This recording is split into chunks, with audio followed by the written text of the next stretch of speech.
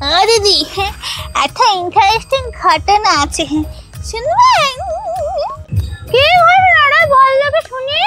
সে ভাষণ মারিয়ে আছে না, ওরে বটটা গো, হ্যাঁ কি সুন্দর হাবভাব না, ক্রাশ খেয়ে গেছে, ক্রাশ খেয়ে গেছে। মাসালা সবজালা সব মা দিদি, আর কোথায় ক্রাশ খেয়ে গেছে, খুব ভালোবাসি ওকে আমি। দিদি কি ভালোবাসি আমি।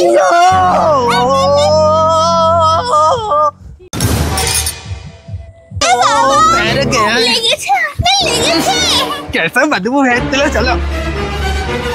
বাথরুম মানে তো গন্ধ, অমিনা দেখা তো গন্ধ বেরোচ্ছে। বগল তুলিস না। আসলে কি বলতো, তোর গায়ে না আগাগোড়াই গন্ধ। আমি কিছু বলি না, তুই খারাপ ভাববি বলে।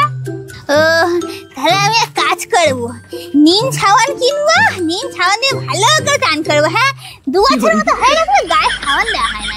তোর গায়ে যে ময়লা শ্যাতলা জমেছে, তোর ওই একটা সাবানে হবে না, তোর সাবানের সঙ্গে ব্লিচিং পাউডার দিয়ে আর স্কচ ব্রাইট দিয়ে জ্বলতে হবে।